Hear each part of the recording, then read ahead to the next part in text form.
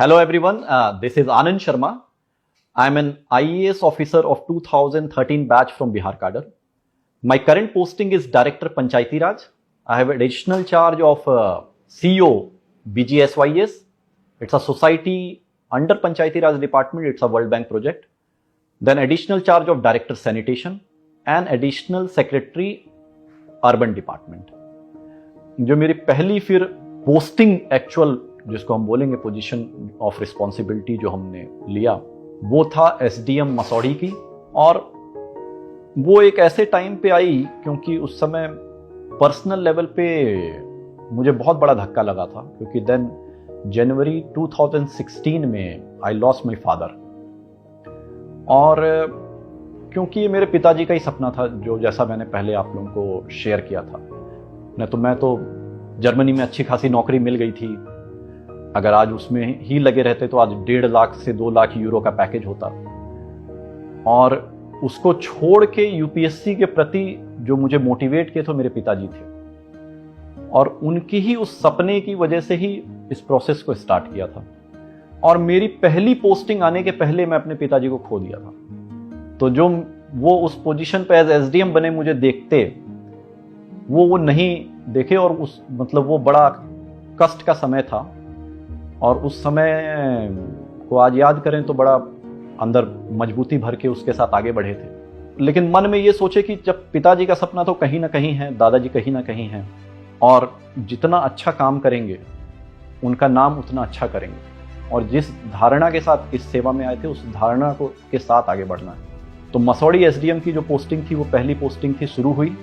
और शुरू होने के बाद वहाँ पे काफ़ी अच्छे काम करने के मौके मिले, क्योंकि पहली पोस्टिंग थी तो थोड़ा रॉ फेज होता ही है। फर्स्ट पोस्टिंग आपके सर्विस की हमेशा स्पेशल होती है, मेरी भी वो काफ़ी स्पेशल मेमोरीज है मेरी।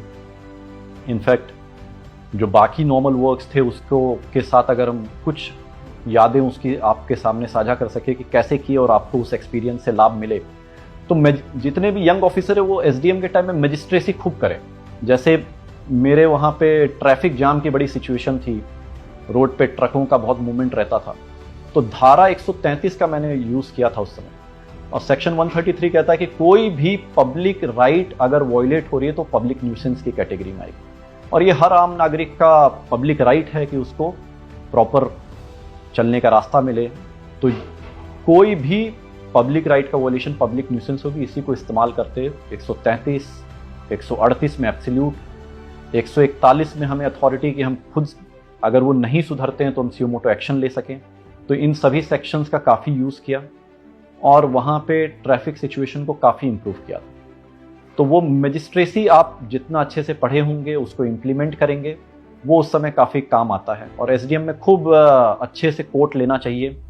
और सीआरपीसी के जितने सेक्शंस आपके 107 हो, 108 हो, 109, 110, 116(3), फिर आपका 133, 38, 40, 141, ये जितने सीआरपीसी के सेक्शन हैं, 145, 147, इनको प्रॉपर आपको खूब केसेस करने चाहिए। और इससे आपको काफ़ी आपके मजिस्ट्रेसी की प्रेजेंस भी होगी और आपको काफ़ी इससे क्लैरिटी भी होगी और पब्लिक को इससे काफ़ी लाभ होगा, सबसे इम्पॉर्टेंट। तो ये सिचुएशन थी। और मेरा हमेशा शुरुआत से ही ये रहा है कि टीम के साथ खड़ा रहना बहुत ज़रूरी है, बिकॉज अकेले आप कुछ भी नहीं कर पाएंगे। So you have to always build your team. आप जो विजन देख रहे हैं उस विजन के साथ आपको अपने टीम को भी उसी विजन में लेके जाना है।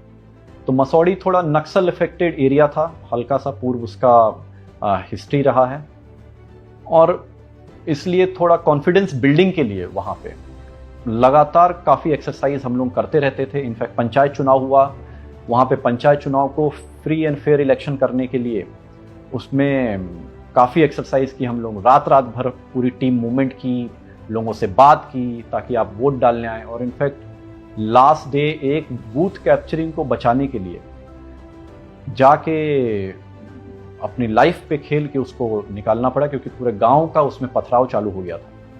और पथराव चालू होने का रीज़न था बिकॉज एक मिसक्रिएंट ने उनको मिसगाइड किया था। तो you will face such character. Why I am sharing this experience is because every time it won't be hunky dory. You will face tough situation, but आपको उस समय अपना मन को शांत रखना है और बहुत पेशेंटली सिचुएशन को हैंडल करनी है, ताकि किसी भी लाइफ को थ्रेट ना हो, सबसे इंपॉर्टेंट, और आप उस प्रोसेस को कंप्लीट कर सकें बिना किसी प्रॉब्लम को क्रिएट किए हुए। तो वो हम लोग पूरे प्रोसेस को बढ़िया से उसको कंप्लीट किए, और जो मिसक्रिएंट था उसके ऊपर बहुत स्ट्रॉन्ग एक्शन लिया। सो इससे एक पब्लिक के बीच में बहुत स्ट्रॉन्ग मैसेज भी जाता है कि he is a no nonsense officer.